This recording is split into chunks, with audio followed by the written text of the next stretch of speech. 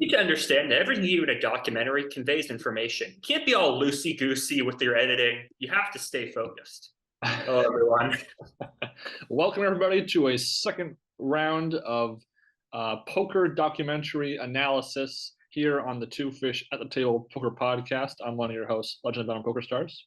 And I'm one of the other hosts, East Coast Sam. We got an exciting potpourri of 3 documentaries covering different parts of the poker world, some familiar faces in the mix, as well as some people you may not know about. This ought to be an interesting one. Yeah, last time we had mentioned how really a documentary can take so many different shapes and forms as far as style, the editorial nature of it, and just kind of how they choose to address the audience. And here we have 3 very different documentaries, all covering poker in some capacity here. So a nice little variety pack of sorts. The 3 documentaries we're going to be, number 1 being Kid Poker, the 2015 documentary, talking about, of course, Mr. Kid Poker himself, Daniel Negreanu. The second one being from 2013, a documentary called Ultimatebeat, Too Much to Lose, which talks about the UltimateBet story. And then the third being No Limits, a search for the American dream on the poker tournament trail, made in 2000 or published in 2006, filmed over 2003 onward, covering kind of like half nosebleed, half like poker boom moneymaker effect kind of ideas there. So each one very different in its style, and each one I had a different thoughts on how effective it was as a documentary, as a film, and so I'm ready to discuss a few things. Yeah, I mean, let's just dive right into it with Kid Poker. So this is a documentary about Daniel Negreanu. Everybody knows who Daniel Negreanu is. I don't think he needs too much of an introduction, but this movie is really a biography of his life. It was authorized by him. We have interviews with his brother, as well as a bunch of his friends, including Jennifer Harmon. And it really is sort of his life as he wants people to see his life. I say it's a biography. It's more of a hagiography, a sort of biography of a saint, so to speak. I mean, or a promotional DVD, perhaps, would be even a better turn of phrase. Well, so it's funny. We had first watched this film together about 4.5 years ago. We were at home. We were, let's watch a movie. Oh, isn't a film about Negreanu? Let's watch it. We watched it with our father at the time, and that afternoon or whenever it was in the day. And I didn't really have much in the way of expectations. I mean, I was a fan of Negreanu in 2018. I'm still a fan of him now. We were pretty disappointed in the movie upon our first viewing. I actually kind of liked it a bit better on rewatch, Me less too. this week, because of a couple reasons that we'll get into. And it's really it's in my mind, it kind of has like 2 halves to it. The first half being considerably shorter than the second half. But the first half for me is actually the strongest part of the film. This is really covering Negreanu's getting his feet wet in the poker scene, all while just with learning about his family dynamics and his upbringing and sort of how he was as a child for his family. And it's that part that was brand new information for me, learning about his mother, his brother, his father, how they all lived together, and how young kid poker became grown kid poker to modern day. So for me, we can go over the details in a bit, but that was the strongest portion of this film for me. Yeah, I'm with you. I mean, this movie, as I mentioned, it's authorized by Daniel Negreanu, so there's archival footage. There's a lot of footage filmed at his house in Las Vegas, and he's showing different artifacts of the camera, letters from his parents and from his principal saying, Daniel's a really smart kid, but he keeps skipping class.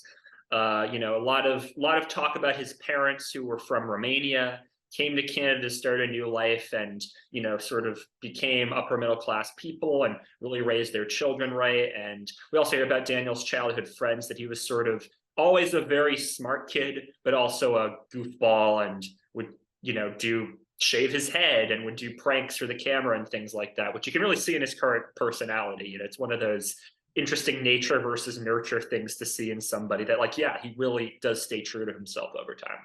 Yeah, and we all had that one kid we grew up with in school that we knew was intelligent, was kind of like not lazy, but kind of just put their energy into the wrong channels as opposed to just into their schoolwork. And that kind of is who Negreanu, I guess, was as a kid. And I compared this to the Stu Unger documentary we watched last Hmm. time, and I thought that this definitely felt a bit more real and a bit more genuine as far as the discussion of him as a kid. Because with Stu Unger, obviously, we only really had his daughter and an ex-wife for a small fraction of the interviews. A lot of them were just as poker contemporaries, which not a terrible thing, but it made me less intimate as far as getting a closer look at who the man was behind the cards. And yeah, it's I want to say maybe like a little under a third of the movie covers this sort of biography details of him, and then it gets into kind of going to Vegas for the first time, his going broke, coming back from Toronto to Las Vegas, and sort of the seesaw of trying to improve, and then but at the same time losing money. And that's all fine the way that's handled. I think a lot of poker pros, particularly when I was reading that book, Deal Me In, a lot of poker players have a very similar sort of first step to their career is when they're trying to they're in a new pond, big fish, little fish in a big pond Right. mentality when you're first getting started, and so that's fine. And then Negreanu 1998 rolls around, and that's kind of when he enters the poker spotlight truly, and that's also when a very strong friendship of Jen Harmon strikes up for him as well. Yeah, I mean that point of him sort of starting out his career, that he was in a billiards hall in Canada. Then he moved into poker because he sort of got interested in the game. Like all that stuff's interesting, and I also like the little there's a couple of small editing choices I like. How they mentioned the first time he flies to Las Vegas and he's gonna he's got his bankroll and he's gonna tear it up, and they play this music, and then he goes, "Well, I lost it all," and then they show the same music for him flying back. And then when he goes back to Las Vegas for the second time, they use the same music sting and the same little clip of a plane flying. And he's like, "Then I lost my money again," and they sort of as a little editing joke. All that stuff's interesting. As you mentioned, that's very common for a lot of poker players starting out, that they go to Vegas, I crushed my home games and I'm going to go out there and win, and they lose. That's part of the game. And that feels very real in this documentary, that you have to pay your dues in order to become a great poker player. And the little details that we get about Negreanu, that he would have a budget suite, and he would just keep his stuff there because he knew he was going to come back. It goes to show again, like how he sort of is thinking through the next steps. Like he knows that he's going to come back to that budget suite, so you might as well just keep your stuff there. It sort of gets a sense of why he did make it. Yeah, and then the next year, 1999 comes around. There's the U.S. Poker Championship, and Negreanu kind of gets into kind of the poker frat pack of sorts. A lot of the new young guns on the scene. We all talk about in Hollywood the frat pack, Right. Yeah. in the acting world, and poker kind of had a similar idea around the same time, more or less. So that's a lot of players that were prominent in poker television in the early to mid 2000s, and then again, they kind of fall off by the 2010s and even 2020s by this point. Besides, maybe it's just Negreanu at this point. I mean, Joanna, he was at the pitch table a couple times in the main event last couple of years, but besides that, mostly just kind of Negreanu in that generation of players. They're still kind of being in the top of the game. Mm-hmm. And I should mention that the actual style of film this is pretty much a archive footage, photo, video, cut to an interview, cut back to more, which is fine. But again, we're trying to demarcate what makes each film its own version of a documentary. It's not. There's no real. The only real editing narrative is the film opens with Negreanu being inducted into the Poker Hall of Fame, and then it ends with that. So it's kind of like the sandwich of, let's start from where he is now, start from the beginning, and then cut and get to the end. Besides that, it's a relatively straightforward film as far as the directing and the editing, which is fine. It's just I want to bring that up now just to clarify how we differentiate these films from each other. Yeah, I mean, there was plenty of money behind this. I'm not sure what the budget was. I mean, usually documentaries are on the smaller side. But yeah, this is very sleek. They have a sleek multi-camera setup, 4K video, good sound. Yes.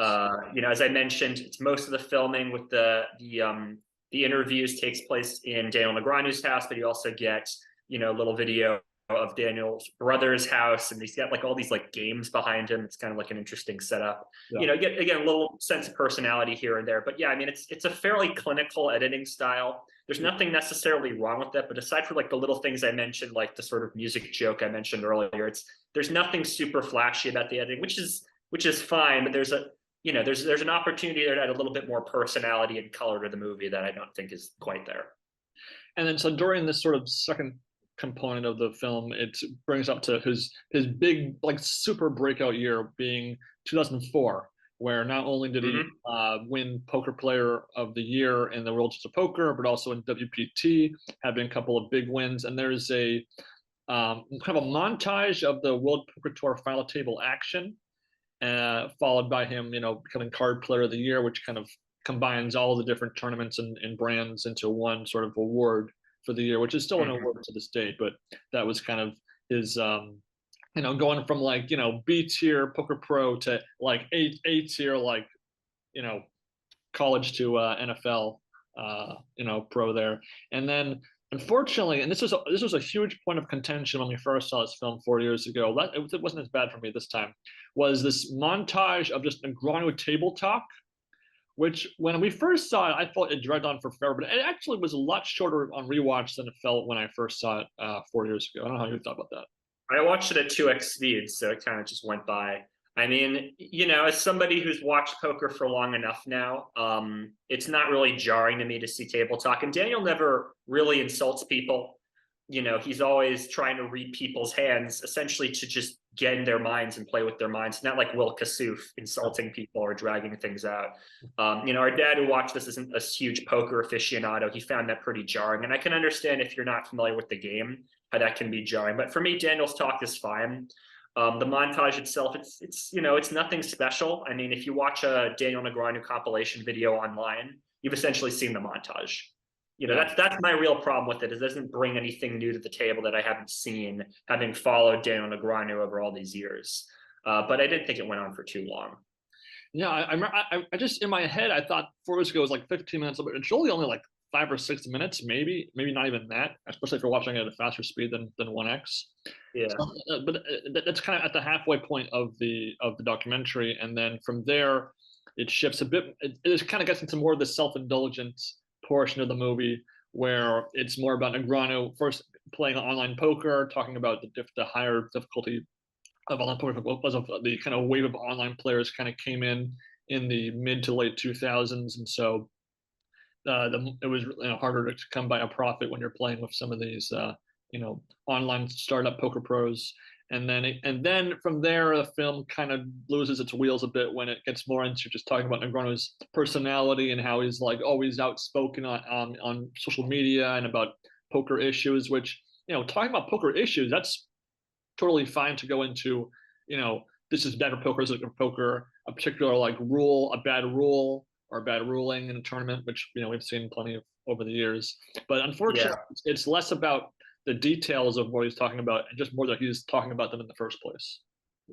Yeah, I mean, it's really just him flexing from this point onward. I mean, look at me, like I tell it like it is, and I'm the ambassador for poker, and I'm going to go to this award ceremony where I'm talking to a bunch of poker commissioners, and I'm going to tell them, like, you guys need to do a better job, I'm going to tell Howard Litter I want to kick your ass, things like that. That's where I mentioned earlier that it just feels like a promotional DVD. Like, even though it's trying to say, like, this is a little problematic that he is so arrogant, he's outspoken about his beliefs, it's still like, oh yeah, look at how much of a badass this guy is. It's, and then there's just stuff like quotes like, when people doubt me, it fuels me. And just like these little things later on, like these nice shots of like standing on a patio and the camera like tracks in, like, oh yeah, Daniel's, king of the castle, he's got it going on. That just gets annoying. And so, yeah, so it's this part of the film that really kind of drags quite a bit, and really kind of, I found my focus kind of wavering during this section, both my first time watching it and my rewatch. And again, if you're a fan of Negreanu, it's hearing him talk is not the worst thing. It's just that for the average Joe, like our dad was watching with us, he just didn't appeal to him, and I can understand that that'd be the sentiment for a lot of people watching this film, just trying to find a good documentary to watch on a lazy afternoon. It's not what you want to hear, and it's a kind of a fluff piece for Negreanu to kind of just have a open mic to anyone who's listening. So. Yeah, I mean, the first time we were watching this, I started doing jokes as the second half of this movie was going on. At one point I said, and one day Daniel Negreanu went up to Obama on the street and he said, Obama, you've got to run. And Obama, that was why he ran for president. And literally a minute after I made that joke, there are these photos of Obama and Negreanu shaking hands that appear on the screen. Like, again, it's okay to, like, you're an accomplished poker player, you're one of the best of all time. It's by all means, like, share your accomplishments and talk about them.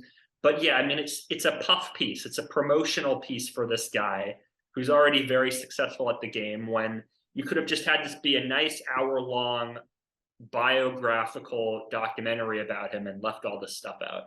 Or even, talk about, individual years well into his career, like you did in those first couple of years as a pro. Like, oh, in 2013, I had a huge jump in confidence because in this event I did this and that happened, and then I won this afterwards. Like, because he won the Worlds of Poker Asia Pacific main event, and so you could still continue the sort of historic timeline of your accomplishments and talk about what was changing in the game and stuff. But instead, again, that last half hour really is what we're talking about here, and that is where I went from this is a decent, okay poker origin family documentary biography, and then it loses itself. It's also very aimless. Like, it doesn't feel like there's a narrative of each interview leads into the next topic. It's just kind of like just throw a bunch of buzzwords and statements out there and hope that it sticks in the audience's head. And it doesn't really do that. Yeah, I mean, they try to establish that he's becoming a better person, because they mentioned that his mom died and she was bedridden for a while, and it took Dan the process. And now he's like, he went to some emotional training thing, and now he's like a better person and he's more attentive to people now. But again, we're just kind of told this. We're not really shown this. And then, a lot of his antics, he did this very racist sketch where he put on blackface and he did this Jamaican accent that goes completely unmentioned in this documentary. I know that's awkward to bring up, but it's like, you have done things that are legitimately very bad, and you just sort of gloss, you could bring that up as like, hey, I own that. I did this racist thing. I'm sorry about that. I'm moving on. Like, you can own that in the documentary and really acknowledge that. And instead it's just like, I was angry at a couple people a couple times, but I tell it like it is, and I wouldn't be anyone else, But again, this is a film that's 7 years old by this point, and Negreanu is, it would be interesting to see if he ever does a sequel to this film to address the last 7 years, because he's still maintaining himself at the top of the poker world. Accomplishments, and just in the Worlds of Poker Europe this year, for example, he's had some success there, and so I don't know.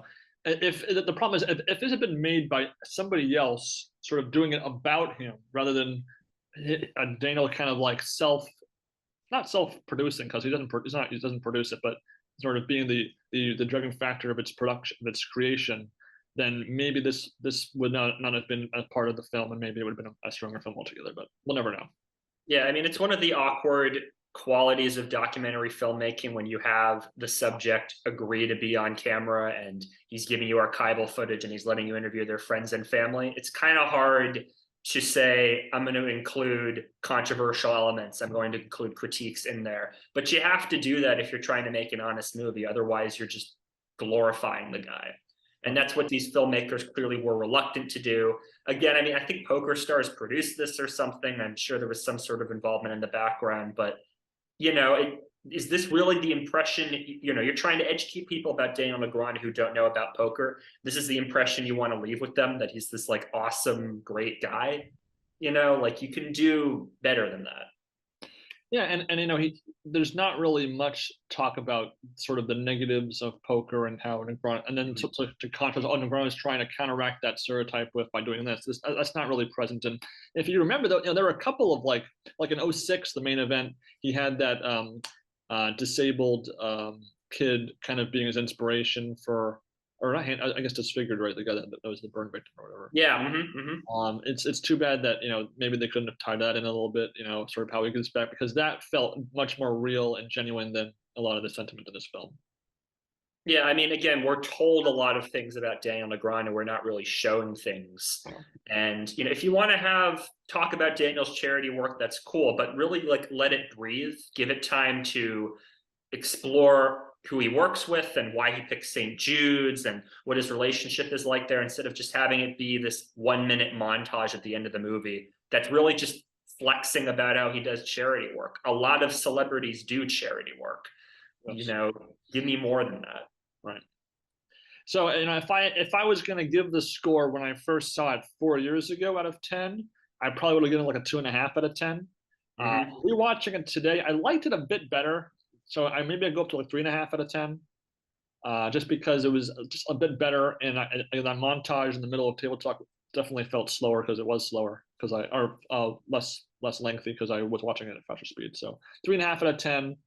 And again, that's coming from a Negrano fan, so that should tell you how successful it is as a whole. Yeah, I'm going to give it a 2 out of 5. I feel like it's just forgettable. It's not the worst documentary I've ever seen. It's, you know, it's a promotional DVD that you'd expect. You know, you'd expect if you visited Daniel Negreanu's house, this would be playing on the television. You know, that's the sort of thing here. It's just boring for the most part.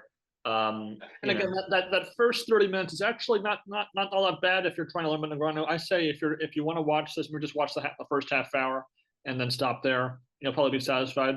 But unfortunately, it goes another hour after that, so it doesn't quite work that way. Yep. But moving on to another poker documentary here, Ultimatebeat, Too Much to Lose, made in 2013. We found this available for free on YouTube. The kid poker film was on Vimeo for free, so if you guys want to check it out on Vimeo, that's a good way to watch it. So this is about an hour 25 long documentary talking about the UltimateBet scandal in surprisingly confusing but straightforward, detailed, but like piecemeal methods of storytelling. It was perhaps the most not bizarre, but most unique film documentary experience of my life, given how this whole film is constructed. Yeah, so going into this, I didn't know, I knew of UltimateBet.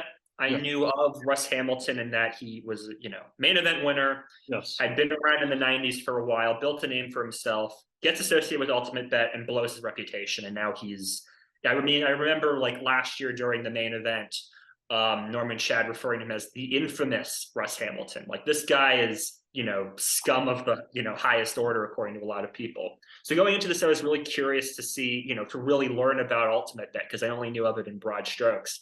And yeah, as you said, it's very well detailed, but it's in a very technical sense. I'm not too familiar with online poker technology. I don't really know how the software works that much.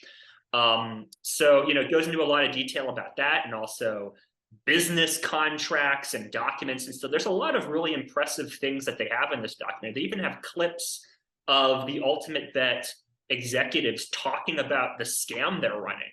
And at one point, I mean, Russ Hamilton's like, these guys connected me to this house and they have all these documents on me, like I'm screwed, like really revealing quotes. But yet it's just like, it's too technical and too scattershot to be truly effective.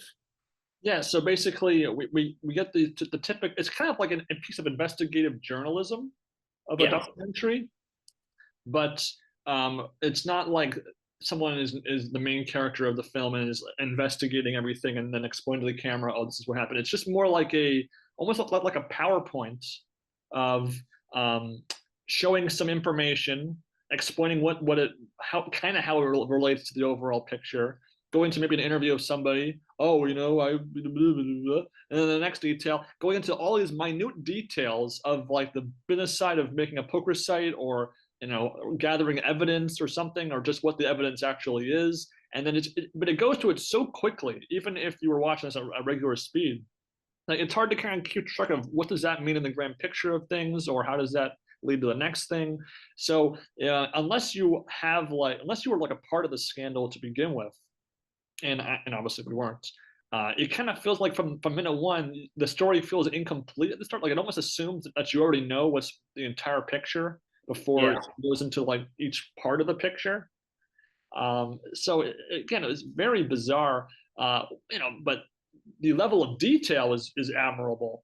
But understanding it's kind of like it's like it took the entirety of a textbook, put it in a PowerPoint, and highlighted like 45% of of each page, and then had like just big pictures on the rest of the slide, and then just went boom, next, next, next, next, and it's just hard to keep track of like just how each thing flows to the next one. And it's weird that you say that. I agree with everything you just said, because it more or less progresses in chronological order. Like it more or less starts with, an explanation of how online poker got set up, absolute poker bust, then it was UltimateBet. It talks a little bit about how the company got started, where sort of things started to go wrong. They started to develop God mode and all this technology. And then, eventually the 2+2 community cracks the case and goes, again, they managed to find a lot of details, part of which is leaked to them by insiders in the company to help crack the case. So you'd think, okay, it's pursuing itself in chronological fashion. It should be fairly easy to follow, but there's a lot of interviews, talking heads that aren't super necessary. A lot of players who were affected, they get Meg Mattisau. He's, always fun to sort of listen to, but he's not really necessary in the grand scheme of things. It's really just him talking about how much money he loses. Yes. There's long sort of, you could say tangents. There's a very long tangent about, how much money players have lost. And, each sort of the talking heads in the movie spends like 30 seconds talking about how much money they lost and people who develop mental health problems and stuff. And I understand you're trying to establish the effects of this scandal. And each of those quotes can be effective, but hearing each and every person talk about it over the course of a few minutes is just not really necessary. There's also a really long segment on Russ Hamilton and how he like hustles people in golf, and he starts this like elimination blackjack tournament that's trying to be like the World Poker Tour. And it's like, it's not really necessary to hear all this. It's interesting. Like I never knew about that, but it's not necessary in order to understand how this scandal progressed. Yeah, and there's really no emotional hook to this film. There's not a central figure to kind of frame the film around. It's just kind of an embodied, no-bodied voice just kind of going through, oh, by the way, this is the evidence that they were in cahoots. And here's the picture of all the data of all the refunds. And then let's go. There's not a journey for the audience to take. There's a timeline journey, because it's going in chronological order, but there's no real, it's not really thematic in any sense. It's just more of a, let's just show you everything in order and you'll hopefully understand it. And if you don't, then rewatch it, I guess. I don't know. But you mentioned the ultimate blackjack tour. So there were kind of hidden in this movie are little like details and plot points that I was like, I want to learn more about. I don't want to just have it be briefly covered and then never mentioned again. Like I never heard of the UBT, for example. Yeah, me neither. I never heard of the refunds being selective as to who gets the refunds, and then the mechanics of who can and can't get refunds based by association of other players. That's really cool. I would have liked to have seen a bit more of that. Also, what only certain games or situations got refunded. That's interesting. That's very something that's worth discussing. But again, these are kind of lost in the shuffle of just showing like just almost random evidence of, oh, there's evidence of this and evidence of that, and here's a screenshot of this and a screenshot of that. That it doesn't really get any focus either. Yeah, I mean, it is convincing, the connections and the evidence that they bring up. Obviously, this is one-sided. I mean, the narrator calls Russ Hamilton a crook at a bunch of points. At one point, this woman, Caroline Heck, comes into the story. She runs fraud analysis for the company. Her husband's a Nazi and has been on like the Geraldo Rivera show and was a Nazi on the Geraldo, got into like a fight with people on the show. I don't know how necessary that is to bring up, but it is like interesting to explore that element. Like, okay, one of your executives was married to a Nazi. Like, what does that mean? How does that affect your company? But no, it's just like, oh, they went to this conference in Whitefish, Montana, and this piece of software is named Whitefish. So that goes to show the conspiracy. And it's like, okay, that's kind of interesting to think about, but it's circumstantial evidence in comparison to a lot of other things. Honestly, this story is so interesting. There's so many different twists and turns it takes that I almost feel like this could have been like 3 films in one, but this is like you just smushed all 3 into 1.5 hours and then just dumped all the info on the audience. When details like brainwash Dodo, there's like mysterious like accounts that are that are dropping information to help with the investigation. I mean, that's just really cool, and it's kind of wasted in this sort of style of filming. Yeah, and they also, Helmuth was involved in UltimateBet. It's not quite clear from the movie what exactly his level of involvement was. He was a founder with UltimateBet. He was friends with a lot of the people on board. I don't feel the movie, maybe for libel reasons, I don't know, makes a clear case that he did get money from people or wasn't. You know, it's very sort of suspicious. Same with Annie Duke. Annie Duke also comes into the back half of the story that her significant other, her boyfriend at the time, like won some tournament under weird circumstances and she lied a bunch. But again, like the evidence is mainly toward Russ Hamilton and a lot of these other executives and not them, yet they're in this movie. So, you know, what are the connections there? What exactly is the money they gained? You know, it's very odd. So you know, it's funny because I was never at one point confused by the movie, but I thought it moved too fast and went into too many specifics. Yeah. You just want to kind of want to have the you know the basic gist of things so that you can move on to the next part of the story. Just I've never been more split on a film, perhaps in my life, at least a documentary of my life of like I'm really appreciating the subject but hating the execution of it so much. Yeah. So it's really I think it's and the lack of any sort of emotional attachment to the film, the journey for the audience to take does hurt it too. But I'm really torn. I mean, I guess all in all, I kind of, as an intellectual person, I'd like to think I am at least that I enjoyed this more than Kid Poker at least, maybe like a 5 out of 10. But really, this really could have been something special if they had a different approach to this whole film to begin with. Yeah, one thing we haven't mentioned is this is a very, very low budget documentary. Yes. The talking heads are not framed correctly. So, you know, generally a talking head will be sort of the head toward the center, like, you know, I am right now. But in this documentary, it's more like this, like sort of down in the corner over here. And there's a bunch of, and it's just black, like over here. Like purpley black, yeah.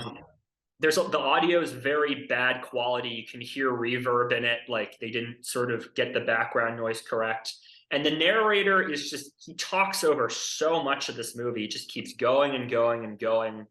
The graphics on the screen, there's typos in some of the text that they show on the screen. At one point, they say Phil Hellmuth won the main event in 1988. No, he won in 89. There's this very awkward like 4 Kings graphic that they would keep showing, and they like flip it over to show photographs. It looks really cheap. Yeah, I mean, you know, in terms of what you should be watching this documentary for, it's for these specific details. If you have background knowledge in them, if you know about the scandal and you can parse those details out, you're gonna get a lot out of this. Other than that, you know, I know more about the scandal now. I'm interested in learning more about it. Yeah. I'd be curious to watch another documentary on it, but you know, I would ultimately say 2 out of 5 for this one too. Yeah, so I'm like 5 out of 10. That's pretty close. I mean, it was such a bizarre watch that I can appreciate the novelty factor of that, but at the same time, it would have benefited from being obviously a higher budget, which is not always in the cards, no pun intended. But I just wish that maybe they could have reevaluated what they were trying to do for the audience to really educate them and give them a well balanced hour-and-a-half experience. But it is what it is. I'm still kind of glad we got to rewatch it. I watched it. This is my first time watching it for this episode. So you take what you can get sometimes. Yep. And speaking of frustrating documentaries that are weirdly edited, No Limits. A Search for the American Dream on the Poker Tournament Trail, published in 2006, but filmed over an 8-month period spanning mid 2003 to early 2004. So this is really just barely after Chris Moneymaker's win in the 2003 main event. And really, it kind of takes place almost just before the poker boom. I mean, you could argue that it was after Moneymaker won, but really it wasn't really realized until the 2004 main event when the field tripled in size. So depending on your definition, it's in that sort of ambiguous part of poker history. And this one is really the first film of all the documentaries to really kind of cover a journey, cover a period of time, have a true narrative of experiences. Of course, intermixed with interviews. But for that, I was kind of relieved to have that kind of movie experience. But at the same time, its greatest strength is also its greatest weakness. Yeah, I mean, this movie was extremely frustrating for me to watch. So you have the focus of this movie is on this woman named Susan, who I Googled. She had a couple of circuit wins later on in her career. She also had some small cashes around this time period. She mentioned in the documentary she won a few poker tournaments. Those aren't listed on Hendon Mob, but it's possible that they just weren't listed. One or two of them were actually. One or two or there more? Okay, yeah. So, she's not like a huge A-list poker player, but she, has some decent skill. So she takes this documentary. She's going to make this documentary because she's trying to get money for her production company that her and her, I guess, divorced husband, even though they're business partners and they're staying in the same hotel room and they're on good terms with each other. Yeah. They're going to make this movie about her trying to win money for this production company. And, the documentary begins with her ex saying, I don't really know too much about poker. Going into this, I was kind of confused. But, one of the things I found really interesting is there's all these entertaining poker players, and we got to interview them and talk to them. And yeah, it's a murderer's row of all of these, pretty much everybody who was big in the game at this time period. Scotty Wynn, Daniel Negreanu, Phil Hellmuth. I think Andy Duke's in here too. I had a three on my notes. I had 3 lines of names. They got pretty much everybody you would want them to talk to, including a few deceased players like Amir Vahidi and Pucky Pearson. So that was very impressive for an even lower budget experience, probably than what UltimateBeat was. Yeah, it's a little bit getting ahead of ourselves here, but at one point they actually discussed the expenses of the film. Close to the end of like about $90,000, and that's counting poker buy-ins. So that's very that's just like hotel costs, camera equipment, and travel expenses right there. That's pretty bare bones for a budget, and it's a pretty interesting dynamic because we have again Susan Jennard, her ex-husband, and I guess her current husband or current like partner, because she gets pregnant during the course of these events here, and so. It's kind of an interesting trio of subjects here. It spans 8 months, but the ratio of the narrative of her playing poker to the interviews and whatnot is like far less than you might expect. Like it's maybe like 25-75, which is because this is actually a pretty unique idea. It's kind of like Nosebleed, only a bit more with a bit more on the line, so to speak, because of Nosebleed, they lose $10,000 in the main event. It doesn't change anything. They're just trying to win a bracelet. Whereas there's a bit more of a, I'm not gonna say she's sympathetic, but there's a bit more of a rooting interest in us to at least see her not embarrass herself, which I guess she doesn't really do, but I don't know, it's ambiguous. It depends on how you look at it.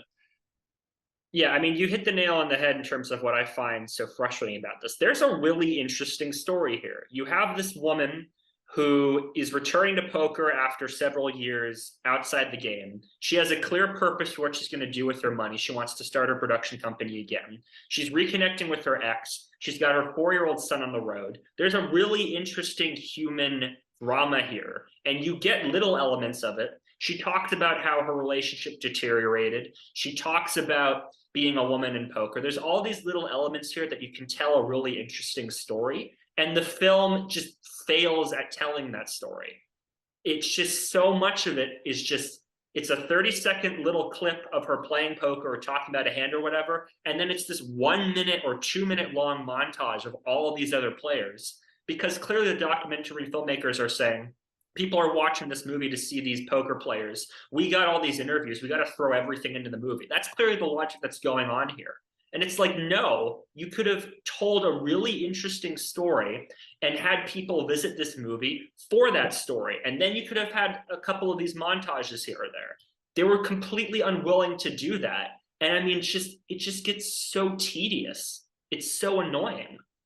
I know every time they cut away, because the film kind of goes through what the master plan is. They're going to go to these tournaments that they have on their schedule. They're going to play them. The buy-ins were ranging from a little over 1,000 to the mid hundreds to $5K by the end. So we're trying to turn a profit here, and it'll cut to one day in one location, one casino, day one, out in 5 hours, out in 2 hours, out in whatever, and then those parts I want to see how she does. That's pretty cool. Let's see.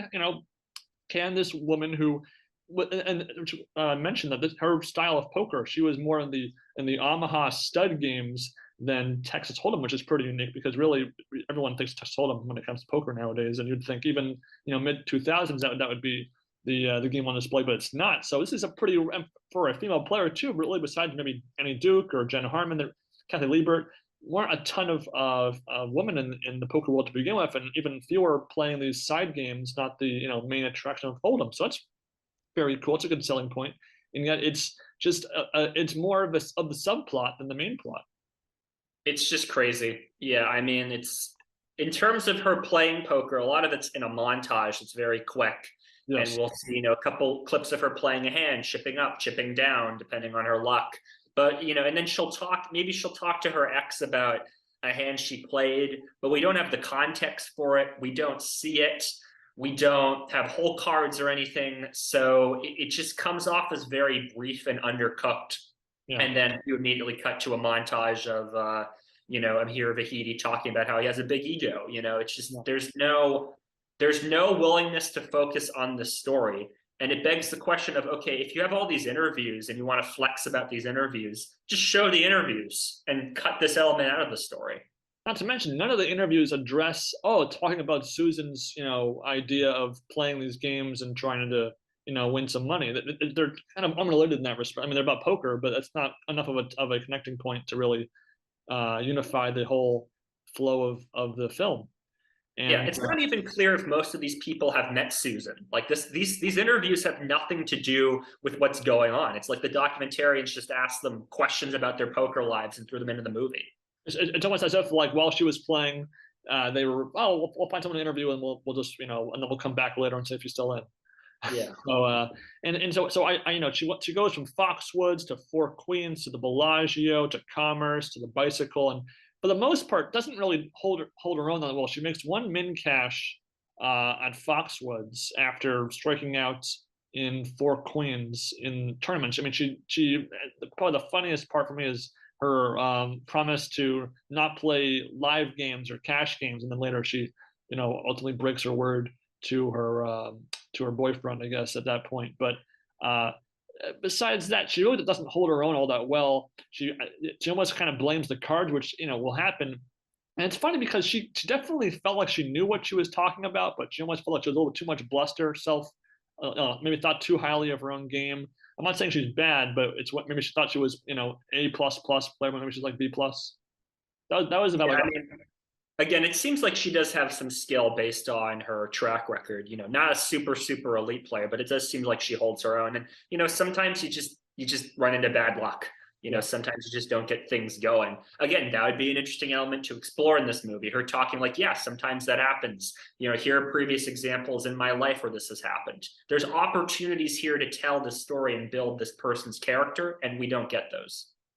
Yeah, and then I mean, we do learn towards the end that she's pregnant, and so by the time of the final event of the 6 big events she was going to play in, she's pretty noticeably pregnant by this point. She plays in the 2004 5K Omaha Championship, and arguably plays her best poker of this whole movie because she does manage to finish in 11th place and was apparently extremely close to actually making the final table, given the pace of bust outs on the other table when there were 2 tables left in the tournament. So it's as close to a climax of a movie as you're probably ever going to get, considering her relatively mediocre results overall. But ultimately, I mean, the film's not framed like I'm up this much for this whole film adventure, I'm down this much. So we don't really get a sense of what her collective ROI was by the end of things. So that was also a missed opportunity. And so that was, yeah. Yeah, I mean, I imagine she lost money on everything because, how much was that cash in 11th place, and she didn't cash in 3,000, and so that was about 3K pre-tax up. And so, I'm not going to say she went super negative, but definitely probably like minus like 5,000-6,000 probably by the end. Yeah, she trended down. Yeah. And again, so just the idea of even just a female poker player trying to play tournaments is, again, I was instantly taken in. Oh, I can't wait to see this. And then again, it gets maybe like 17-18 minutes of attention over the course of an hour and a half. So yeah, and then this whole thing about the American dream, which is mentioned in the subtitle, there is this very very long montage at the end of the movie with, again, all these poker players being like, poker's the American dream. You know, that's what one person says. And then the next person's like, yeah, poker, it's the American dream. And then there's a third club, poker's the American dream. It goes on for so long. It's so annoying. It's like, just focus on her playing poker. But they can't because they don't have filming permission in the casino. Should probably get that in advance. It's just like, ugh. Yeah, that's pretty messed up. And kind of the ending plot detail was, while the endeavor was a failure technically, they did find an investor afterwards, and so that presumably got this film produced. Which, great. At least we got to watch this bizarre tale in the poker scene come to life on film. But and again, another just very bizarre way to memorialize poker action. With just, I think that you could have had a bit more of just some in the hotel room talking about her emotions of, I'm down, I'm annoyed, my family is missing me when I'm going on these trips. At one point her son is playing Pokemon in the hotel room. I could recognize it from the sound. It was I think Ruby Sapphire or Emerald by the audio. I could tell from that. And the kid's just kind of like a background event in the film, just kind of popping here and there. So anyway, so really, it's just not. It's again, they really had a nucleus of a great idea for a movie, and just the execution really lacks. I mean, really, all three of these films kind of have the same fatal flaws. One great concept or section surrounded by stuff that just doesn't need to be there. Yeah, again, I mean, they wanted to have all these players, these famous players, be in the movie. But you can have those montages be at points that make sense in the story, like, Susan talks about her life as a female poker player. Then you can bring in that montage about female poker players. She talks about dealing with swings. Then you can bring in, swings. You can also have clips of her interacting with different players. Like at a couple points, she interacts with Scotty Wynn and other people, Lane Flax in there too. That's totally cool. And those are natural times you can include those players in the movie. But it's just like, man, we got all these great poker players. What do we do with all this footage? We just throw it into the movie. And it hurts the experience so bad. It really does. I mean, it does add kind of a time capsule novelty factor. Yeah. This is just at the very start of the poker boom. Like arguably hadn't really started yet. And so that's kind of cool to have that sort of, because you wouldn't expect to have a movie be filmed in this time period. You think it'd be right after the poker boom, or just be ancient old footage from long before. So that's again a unique selling point for what part of the poker chapter history timeline is encapsulated here. But unfortunately, it's not the case really. And unfortunately, but also maybe just give us a bit more of background on Susan, on what got her into poker, and sort of just more of a perspective from her point of view. But really, as is, she's kind of, I mean, she very much behaves like kind of a typical cliche poker player, kind of prioritizing, getting in the game over time of family, or not listening to those around you. Kind of like, I know what's best for me. You can't, I'm going to block you out. There's again that flavor in there that I would have liked to see a bit more in depth on. Yeah, I mean, there's nothing I can really commend here in terms of this movie.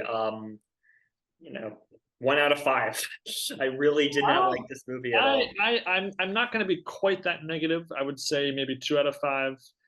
If you had excised, maybe 50% of those like poker player interviews, so maybe each player got just 1 or 2 instead of like 3 or 4, then you'd have a much tighter film. It'd be a bit faster, and then it'd be a bit better the balance between the poker, let's make some money, versus just let's just spew interviews after interviews. So again, could have been good, wasn't. And again, that's kind of the flaw of all three of these films, which is why I'm kind of glad we watched these all in a batch together, actually. Yeah, I mean, I guess, if you're a poker completionist and you really want to know everything about poker, you can watch these 3 documentaries. But if you're somebody who's a casual hobbyist and you've seen the WSOP on television and you want to learn more about the game, don't watch these. That's just my feeling about it. Yeah. I mean, it's funny, like watching Molly's game. I having watched one solid film, I could kind of forgive watching 2 bad ones right afterwards, because at least I had that. These all kind of, I mean, these aren't gonna insult your intelligence, or they're not like so boring or painful to watch. It's just a series of missed opportunities, one after another, for these, and that's why maybe if I can sort of recommend to a diehard poker fan, but not so much for anybody else. This film again also found on YouTube, free to watch, so you can watch it and form your own opinions. But those are our thoughts on these three films. Yep, that's it. And as we speak, the World Series of Poker Main Event Europe final table is concluding. Shaun Deeb was chip leader, pretty substantial chip leader for three-handed, four-handed play. Ran into a brutal like 6 to 10 hand stretch where he just went from like 41 million to 0 in short order. So his third place finish in this roster of European events. So a strong showing, but really could have maybe, I'm sure he would trade 3/3 for 1/1, as maybe a helmet might do. And again, a pretty consistent sort of live streaming of the events on the World Series of Poker YouTube channel. So not involved with Poker Go, which was a bit of a unique point I noticed there. You have to wonder if maybe just the rights to the European poker action differs substantially from the American side of things for them. Yeah, I mean, I haven't seen too much of the WSOP Europe. I'll try to watch some of it after the main event concludes. Yeah. Jonathan Pastore, as of this moment, has 63 million, with Omar Alach at 13 million. So it looks like Pastore is gonna clear it out here. Yeah. So guys, that covers our second roster of poker documentaries. Despite my frustrations here and there, I'm still happy we managed to cover these films, and we'll continue to investigate for more options for films to watch. There's still a few more on YouTube beyond other maybe Rounders or Casino Royale in our future. So we'll see if we want to dabble in a few more poker movies. But for now, guys, enjoy your poker, enjoy your TV, and enjoy your poker on TV. Take care, everyone. All right. Happy Thanksgiving. That's right. Happy holidays.